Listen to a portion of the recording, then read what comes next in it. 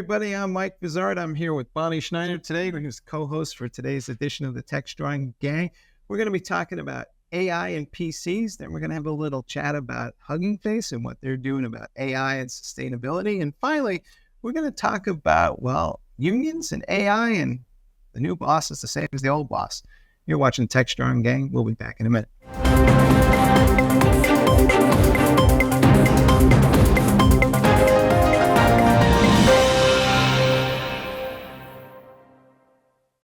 All right, everybody, we're back, and we have a different alignment for the gang today. So we'll start off with Stephen Foskett, who you all know very well. You've been on the gang many times. Stephen, good to see you. Nice to be here. Thanks for inviting me back. All right. And of course, we have John Schwartz joining us from Northern California. John, how are things in the Valley these days?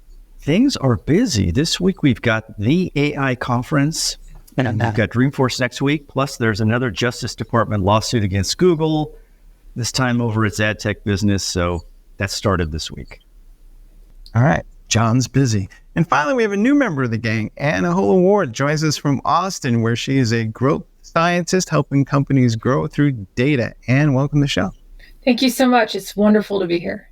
All right.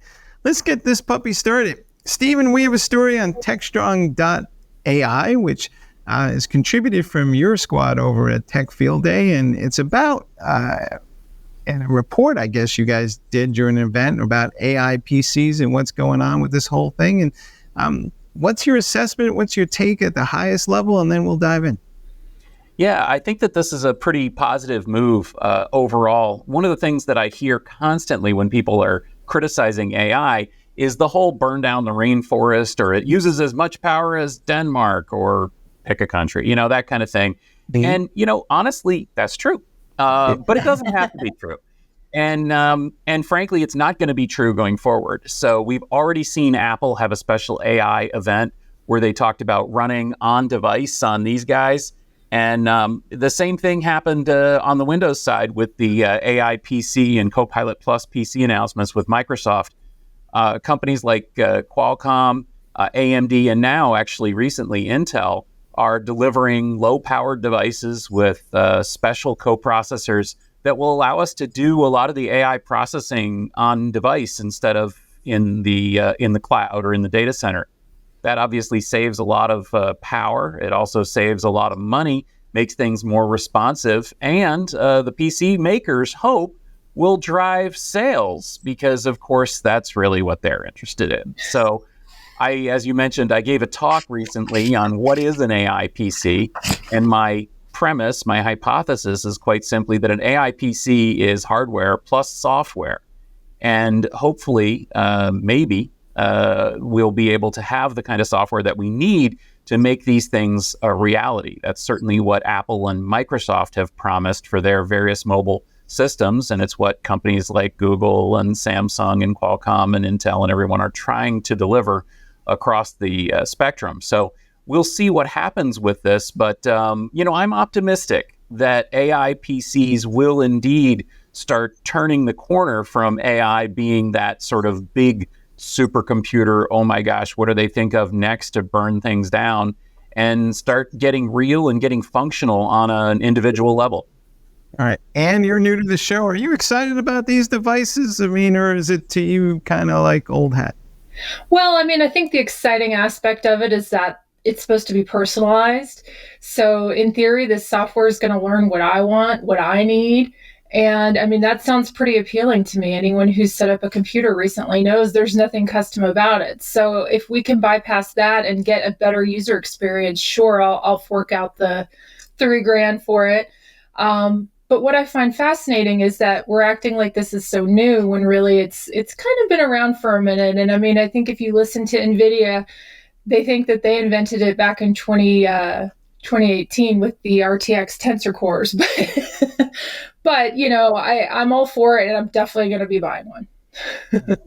Stephen, I have a question, since you and I have both been around the block more often than we care to admit, but I kind of look at this whole thing and I laugh a little bit, because for so long now we talked about, we need to move all the data into the cloud, and we were going to offload processing from the endpoints into the cloud. And now I look at all this and we're talking about offloading from the cloud to the endpoint. And it's kind of like the exact reverse of what we've been saying for the last 10 years. And there was a time in my life when I remember that people would say, bring the compute to the data. And we spent a decade bringing data to compute, and now we seem to be coming back full circle. So this strike you is a little ironic. Well, there's a couple things to unpack there, certainly. Number one, as you said, there's this idea of offloading data into the cloud. For that perspective, I look at AI really as, or especially large language models, as an interface, a user interface more than anything. Essentially, it's a way for us to interact with computers in a new way.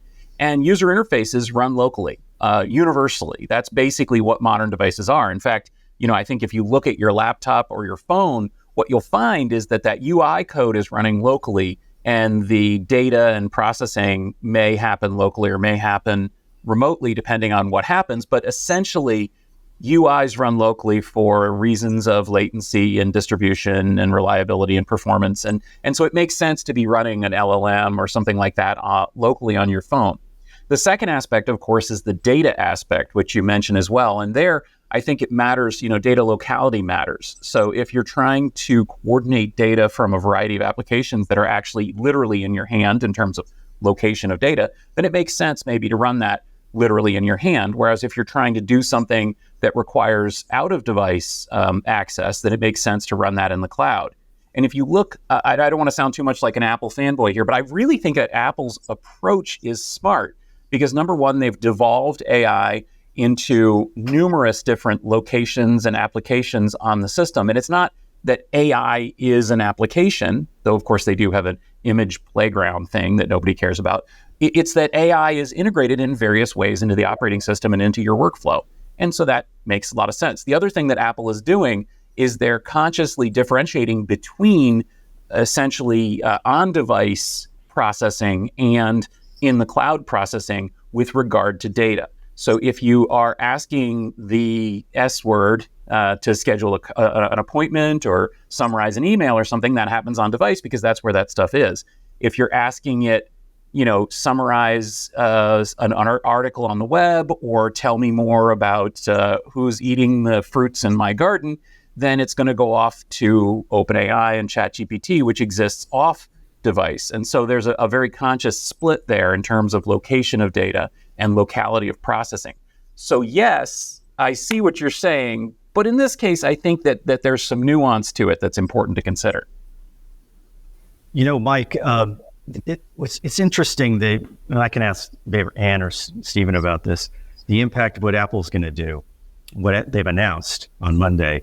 I mean, Dell Technologies World, they talked about, or Dell projected this super cycle of AI PCs and kind of, in a sense, saving the business or buying business sector where sales are going to be have been on a steady decline since the pandemic. This is going to basically reverse things. So I think, as far as I know, there's Dell, Samsung, HPE, Lenovo, Acer at least have unveiled their own brands of Copilot Plus computers. With Apple, one of the things that's interesting to me is not only are they getting into the market where, in a sense, they establish a market and accelerate the sales in that market, but there are 300, I believe there are 300 million iPhones worldwide that have not been upgraded in more than 4 years. And I think that the idea, the concept is that is actually going to spur and open the floodgates. So I kind of wanted to throw that out to either Stephen or Mike or Bonnie or Ann about what the impact on Apple will be on AI. I think that they were very slow to start talking about it. And I think there's a reason. They have a tendency, if they're not the first mover, they have a tendency to take their time. We saw that with the Apple Vision Pro, but we all know that they're not betting the farm on that. Those sales were lackluster. So I think, planned obsolescence is something that I think they've been accused of for years with the iPhone. And so, they make a good product, so it lasts. So I'm not surprised to see that those numbers are stagnating. So of course they have to reinvent themselves just to get that extra money out of us. I don't know. I'm a little dubious of the timeline. I don't think that this is a hockey stick thing. I think it's more of a longer term upgrade cycle. And the reason of this is I think it's going to take a little time for developers and the folks that they're working with on the data science side, they wrap their heads around what am I processing, where and when, and build that into an application that creates something that's compelling. But Stephen, I know maybe you think that it's more of a hockey stick, or is it a long-term kind of bell curve thing? I think it's going to surprise us by how rapidly the client-side adoption of AI applications happens. I think on the Apple ecosystem, certainly, but also on the Windows ecosystem, I think that we're going to be surprised at how compelling these things are. Certainly, it's going to be a little longer than Apple or Microsoft would want. I mean, on the Apple case, they're not even releasing all of Apple Intelligence right away. They're going to be releasing new phones that can support it, and new laptops and so on in a couple of months, theoretically. But frankly, those things the software is not going to be ready for months or maybe even another year. And so that is going to delay this. But I think that once people get exposed to this, it is going to kick off a rapid upgrade cycle. And in terms of planned obsolescence, let me just point out, Apple made a big mistake in that they didn't equip their phones with enough RAM until recently. And that shows that they really weren't ready for this change. It is pretty obvious that the gating factor toward Apple Intelligence is not the performance of the silicon, which is actually pretty good, even in the M1, an iPhone 14 kind of generation. It's the amount of RAM available to process this data. And frankly, unfortunately, that's going to mean that a lot of people are going to be griping when they find that their iPhone that they bought last year, or maybe even this year, doesn't support these new features, because once they see them, I think they're going to be excited by them. And it's the same, honestly, on the Windows side, where once people start seeing what these new Surface systems can do, I think they're going to want them, but at the same time, they're going to need a new machine to do it, because frankly, you just don't have the compute power in yesterday's PC. And that's kind of surprising. So, whenever Apple announces something, there's this palpable excitement, regardless of the merits of the news. But I think, and also the thing, I guess the argument that's been made, or the topic that's just coming up, or the issue, is that Apple waited too long to get into AI. But do you necessarily think that's true now? I don't really think it applies as much to AI as it did to previous markets that Apple jumped into and established. I think Apple was smart to hold off and jumping in with both feet, but I would really be interested in what Anne thinks. I absolutely don't think they were too late for anything. I think that it was a measured approach, which they often take. I do think that it's disappointing the right to repair movement didn't do more than it did, because we can't upgrade these phones. In theory, we should be able to add memory to our phones. I remember installing memory in college in my Tangerine iBook, but you can't do that anymore. And so, of course, that forces us to buy new hardware. And that, I don't think, was accidental by any means. I agree. I did a report on the right to repair and Apple's initial reluctance, and now starting to be a little bit more forward thinking with it. But that's definitely an issue in terms of the hardware, and then extending the life of the hardware. And what do you do towards the end of it? I have an important question. It is September, and I might be thinking about what's going on that holiday list at the end of the year. So am I putting new gear on it for this year, or am I going to wait till next year? Stephen? I think you're putting new gear on it for this year. I think a lot of us, well, especially us, are going to upgrade. All right. Well, folks, you heard it here. Santa says we're getting new hardware this year, and it's going to be all AI driven. Cross your fingers, and hopefully the software won't be too far behind. We'll be back in a minute. Discover Techstrong Group, the epicenter of tech innovation. We're your go-to for reaching IT leaders and practitioners worldwide. Our secret? Impactful content that sparks awareness, engagement, and top-quality leads. With us, you'll access editorial websites, streaming videos, virtual events, custom content, analyst research, and more. Join our satisfied clients. Let's revolutionize your tech journey. Contact us today and tell your story to the world in the most powerful way with Techstrong Group. Welcome back to the Techstrong gang. Well, I recently had the opportunity to speak with Thomas Wolf, who is the Chief Science Officer and co-founder of Hugging Face AI, a leading company that is now valued at $4.2 billion. And they doubled their value just in the past few years due to investments from other major tech companies. It was a fascinating conversation where we talked about their open source community and, of course, their sustainable approach to AI, specifically with their mini models. Let's take a listen. This is a preview from the interview. Thomas, it's so great to have you here. Hi, Bonnie. Yeah, happy to be here. Well, tell us about your background and your journey with starting this company. I was first a researcher in physics, quantum physics. I worked a bit in the US at the time in the Bay Area. I joined force with Clem and Julia, my co-founders, to create Hugging Face. And in the beginning, Hugging Face was a game company. So that's why we have this kind of unserious name that we have to have, I think, today, which contrasts maybe with many companies in the field. And we pivoted this idea of building a platform for open source, open science, open knowledge and AI. Can you explain the models that you're introducing and why you think this is part of a bigger picture for sustainability? Yeah. I think in many cases, I mean, it sounds quite obvious, but surprisingly, we still have to say it. You don't need a model that can solve very complex mathematical problems. I don't know, the Riemann conjecture, to just help you in your daily automated task. I think it's something that's not pushed a lot by closed source providers because they mostly would like to simplify their stack and also they want you to pay by token.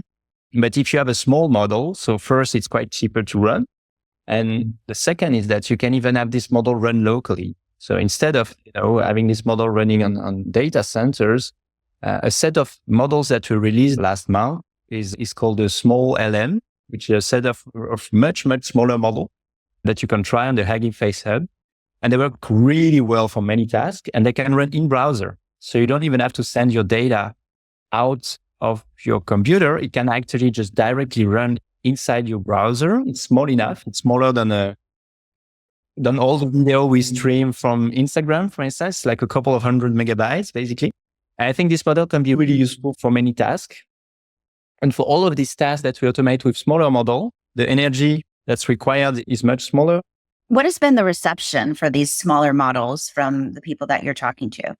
Really great. Yeah, a lot of excitement. A lot of the reason we didn't use them is that people thought it was not possible. It was not possible to have small model with interesting capabilities. And that's the discovery of the past 10 months, maybe, or at least at Hugging Face, the past 8 months, is to apply some of the learning from the large model. If you adapt some of this learning, you can actually have this model with very interesting capabilities. You started off by saying that Hugging Face is such a unique name. It's so warm and friendly, but it started off because you were in gaming. Yeah. Are you happy that you kept the name now that the company's evolved? Yeah, very happy. I think it's also a good reminder for us that whatever we do, we should not take ourselves too seriously as well. I mean, it's also nice to enjoy what we do. And that's one of the reasons I feel very lucky to be here, even after some time in the field, that I'm still very excited about the project we work on. I still find them really interesting. Maybe one lesson for people who are in AI, it's still quite a fun field. What we do is really something amazing when you think about it as a little kid, right? You can have this machine that talk to you like they are almost like little characters, and we keep this like freshness of being amazed by AI and not take this too seriously. At least that's what we try to do at Hugging Face. Yeah. That's great. Well, Thomas Wolf, it's been a pleasure talking to you, co-founder, Chief Science Officer at Hugging Face. Thanks so much for joining me. Thanks, Bernie.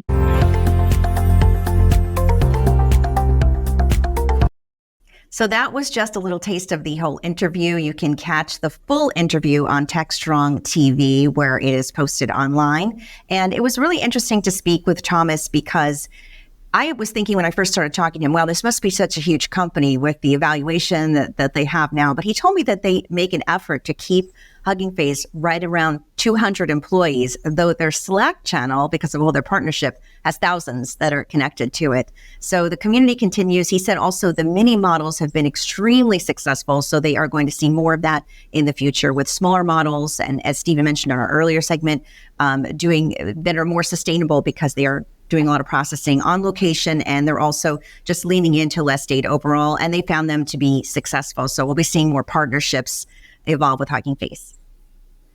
All right.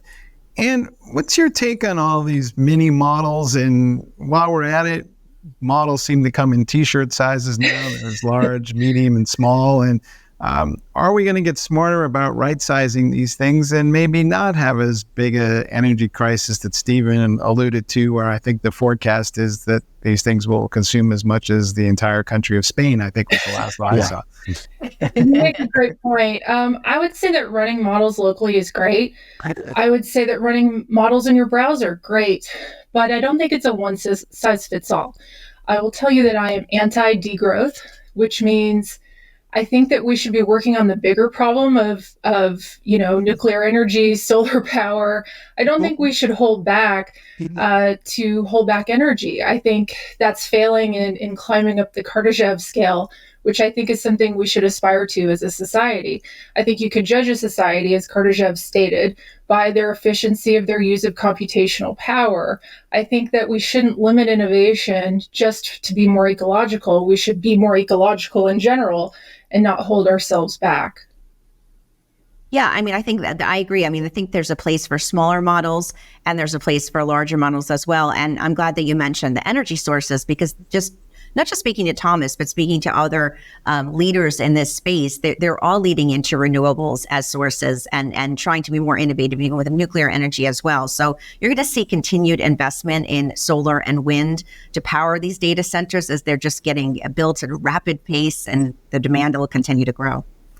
Stephen, I was just reading over the weekend how Dominion Energy in Virginia is going to be adding 2 transmission lines to create the largest data center corridor in the world. But at the same time, they also noted that the waiting list to bring a new data center online is now 7 years. So will we get to this in time for this AI explosion, or are we going to have this massive supply issue and demand crisis? Well, I think that in the short term, we may indeed have a demand crisis as more and more electricity is being sucked up by data centers and electric vehicles and electrification generally, and decarbonization. But in the long term, I think there's actually really, really great news, and that's the incredible learning curve of solar panel production and the incredible cost reduction of solar panels. A friend of mine, Casey Hanmer, Terraform Industries, if you want to Google him, has a great blog where he writes a lot about the impact of the reduction in cost, the rapid reduction in cost of solar panels. And another friend of mine online recently extrapolated from that we could actually get into a perverse situation where solar electricity becomes so cheap that the associated electronics to get it hooked to the grid become impractical, and we just roll out solar everywhere for just, and just let it go to waste when we're not using it, because solar electricity is going to be so cheap. Now, I'm not sure if it's going to get quite that cheap, but it is definitely getting much cheaper every single year to the state, that I think that we're going to have plenty of electric energy from solar very, very soon, probably sooner than people know. And, we talked a little bit about the hockey stick here. I think that's going to be another hockey stick that we're facing, a positive one in short order. But I really enjoyed this interview, Bonnie. I loved what he had to say. I mean, it really jives with what we were talking about in the first segment and what we're hearing about at AI Field Day, which I have to point out is next week as well.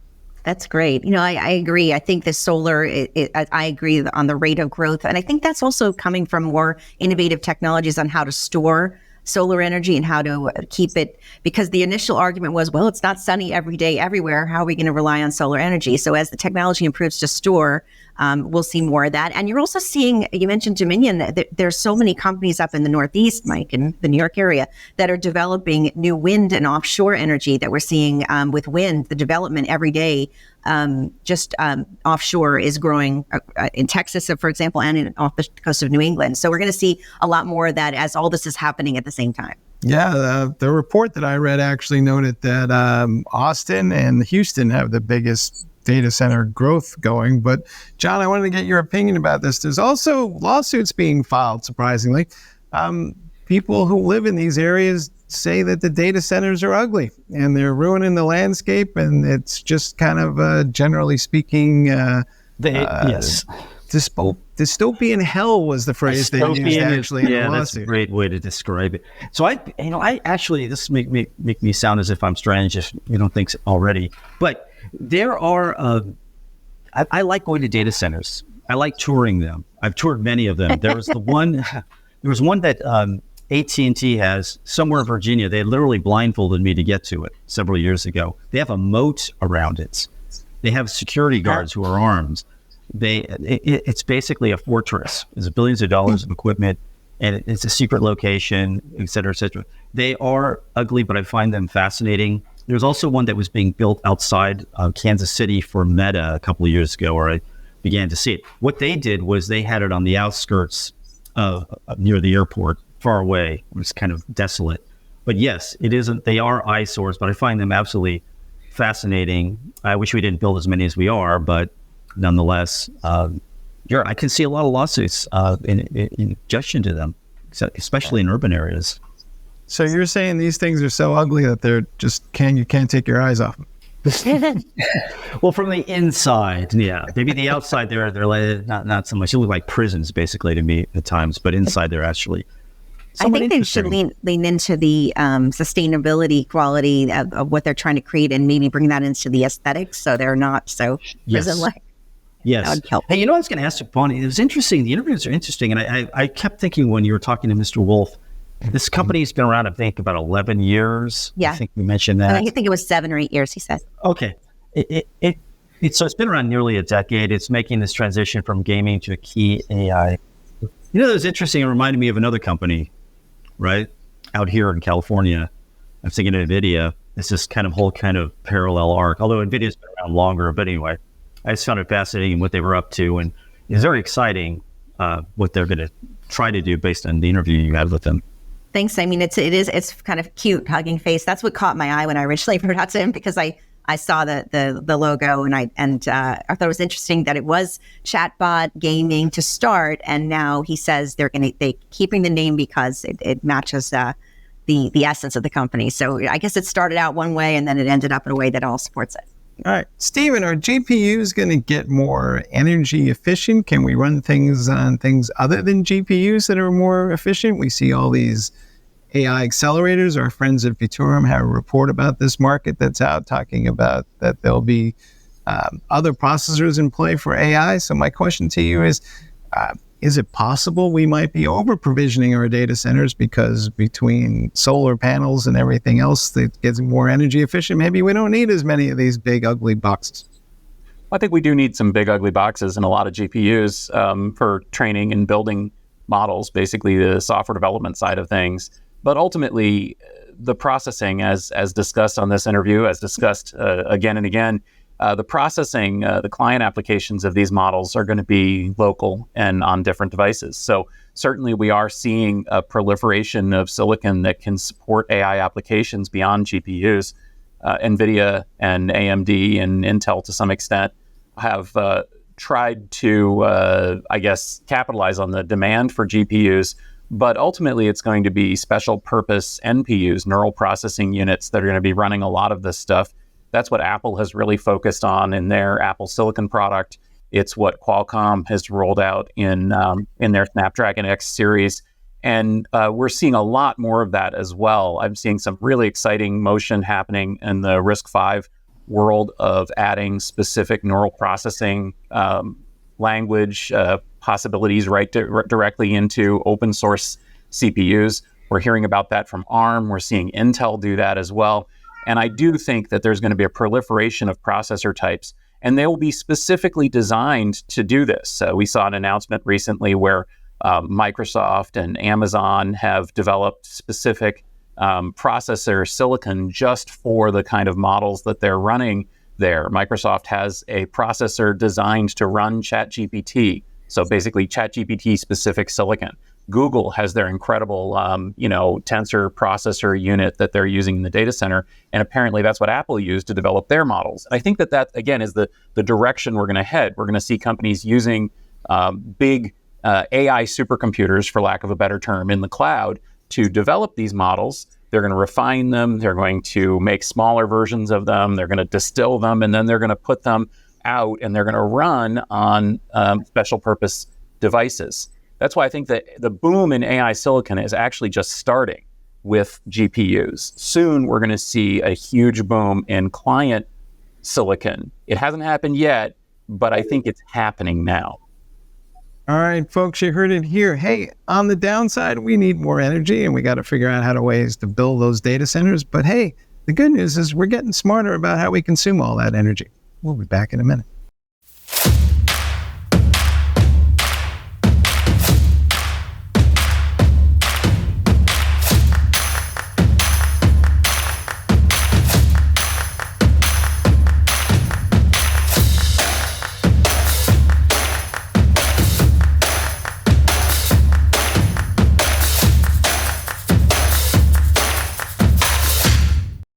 All right, folks, we're back and we're talking about, well, AI and labor. Apparently, unions are finding themselves negotiating more often with organizations that are using AI to figure out how to maybe optimize their tactics, we shall say. But John, this is your story. Walk us through it.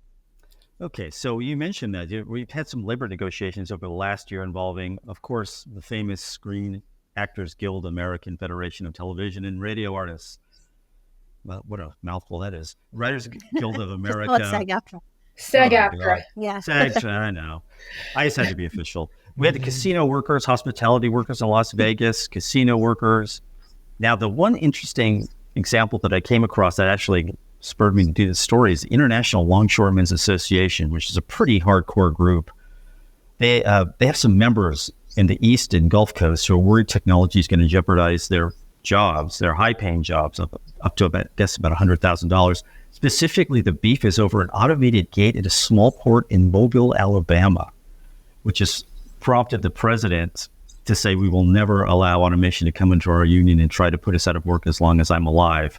So we're starting to see now union reps expecting more disputes in the coming years as AI improves and is deployed throughout the workforce to improve operational efficiency, cut costs, and replace some humans.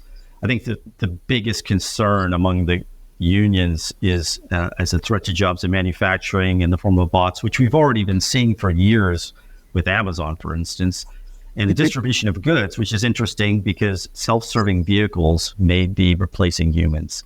So we've got all this going on, and in a sense, it's probably not going to get much easier. The negotiations are becoming longer and more drawn out. There's one thing that I will mention as the casino workers in Las Vegas, who are represented by the Culinary Workers Union, reached a new contract late last year that included severance of about $2,000 for each year the employee worked if the employee's role was eliminated because of technology or AI. There's also the hospitality workers at Caesars Entertainment in Las Vegas last year won a provision in their contract with 6 months notice in the advent AI, robotics, or any other technology was going to be deployed. So they needed to know so they could either reskill, look for another job, or what have you. I think it's very interesting, and I think it's going to become even more heated across all types of unionized jobs. And do we need to think about this in a more holistic way? Because I feel like these are all symptoms of a larger issue, and we're going to have to reskill the workforce. But I feel like we're not driving that conversation as aggressively as we should be. I think that it's a normal human tendency to be fearful, and I think fear holds us back. I always like to look backwards before we look forwards, which is holistic. The Victorians were terrified of gaslighting. Even though gaslighting meant that they could read better at night versus candlelight, there were costs that were paid for that innovation. People died of, air poisoning, basically monoxide poisoning, because there was too much gas in the room. But that advancement led to others. We are not shedding tears right now for the elevator operator or the people that,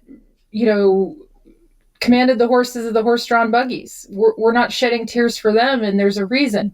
And that reason is that human innovation must move forward. Human innovation is going to include AI. We know this, but not everyone is accepting it. It's a matter of acceptance, and it's a matter of education. We have to educate people as to why this makes them superhuman, why this does not hold you back, it makes you better. We can take repetitive processes, we can automate them, we can actually free up your human time. And it's going to be maybe generational before we see that excitement and adoption, but we shouldn't allow ourselves to be held back because of fear, because that's all it is. I agree. I think if you look at the SAG-AFTRA agreement regarding AI that was foundational in 2023, one of the things that I think obviously that motivated were all these voice actors and animators that were saying we're going to be replaced by AI. So the way that they were able to, at least for now, because it's only a year later, is say, well, we're not going to use AI or put your voice into a large language learning model without your permission. You're going to be aware, but we're not going to do it behind your back. And that is what they agreed to.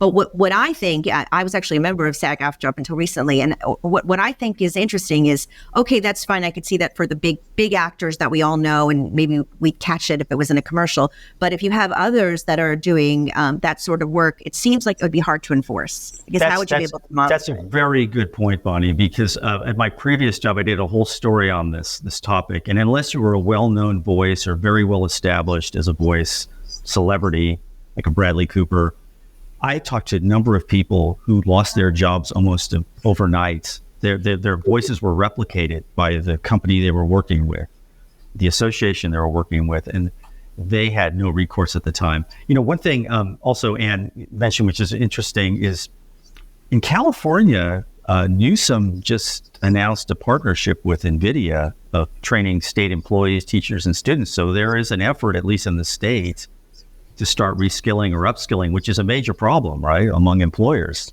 Well, absolutely agree. And I think that's important. California, I think we can expect is going to lead the way there, given how much financially is at stake. But I think that we have a tendency in our society and just our viewpoints now to assume how it is today is how it's going to be.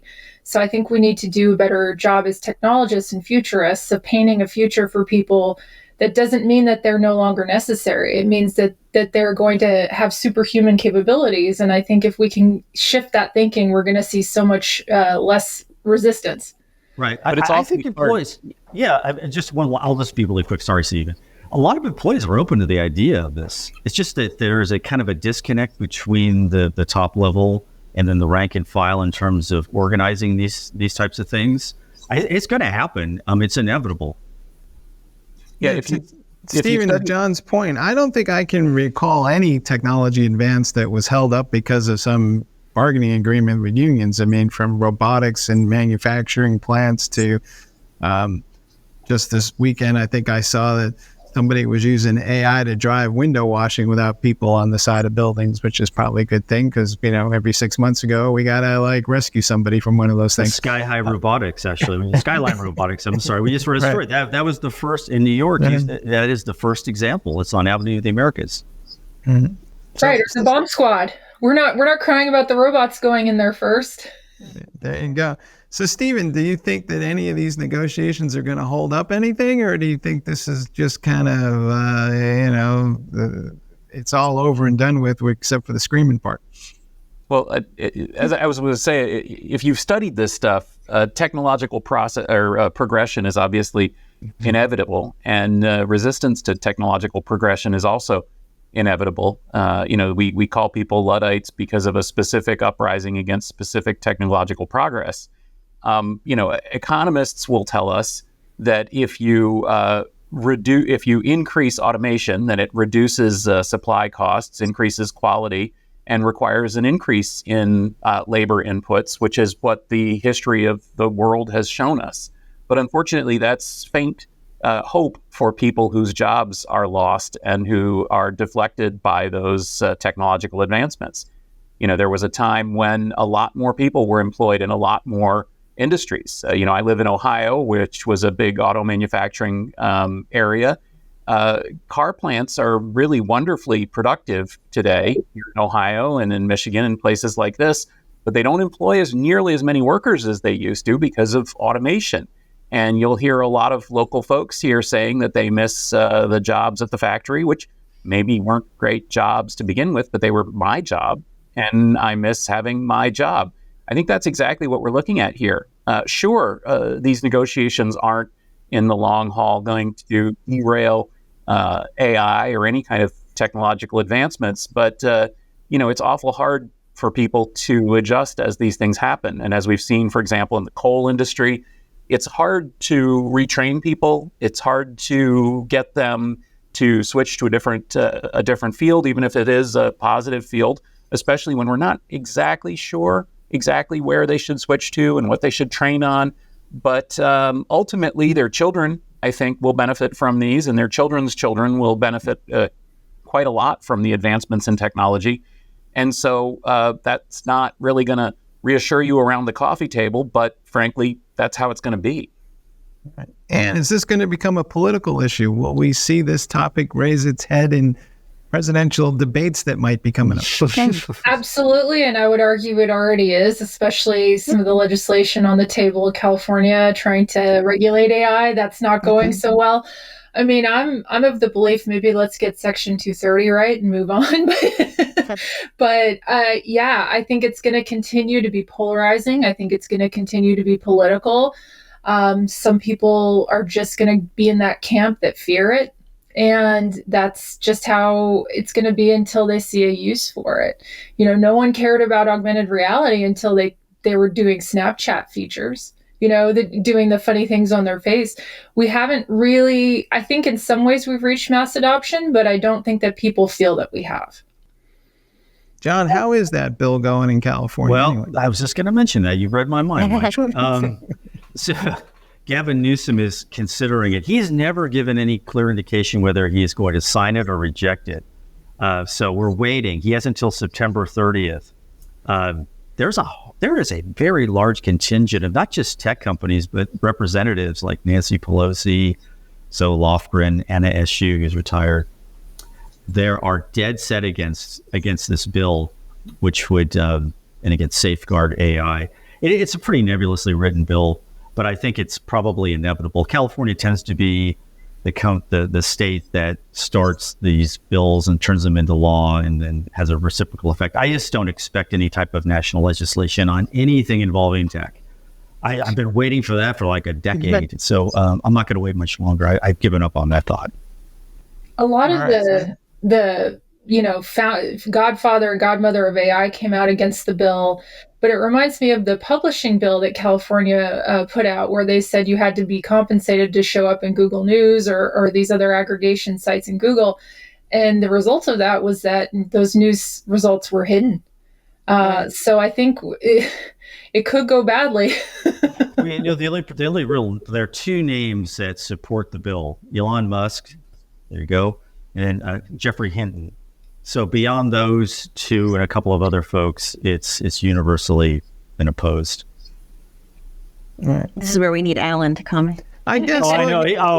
His regulation. Well, let me pretend to be Alan for a minute here. Because he'll say, because of the dysfunction in Washington and we have no ability to have any kind of bipartisan agreements, therefore the state of California and Sacramento has now become the default for leading on all these decisions and everything that's driving politics. And if you're okay with that, then, fine. If you're not, you should do something about what's going on in Washington. How's that? Pretty good. That's pretty good. Yeah, no, we've heard that. Yeah, we've heard that, Mike, right? A few times. But I agree with that. I mean, although I wouldn't refer to these companies, this is another episode as national treasures or whatever we call them. They're just companies. They're just where they just happen to be located in a certain state that has a lot of people. Is that that's about it. Yeah. Well, some of them seem to be escaping from that state too. So there's that. There is that too. Well, there's more distribution of people into places where there's nobody living there anymore because they don't have a job, right, Steve? It all comes full circle. All right, folks, I think we're going to end it there before it gets too much more political. I want to thank you all for watching the latest episode. And of course, thank you all to our guests, including our newest member, Ann. Thanks for being here. And with that, we're going to encourage you all to watch the rest of the Techstrong TV lineup. We got an awesome number of interviews and conversations and content from Futurum. We'll see you next time.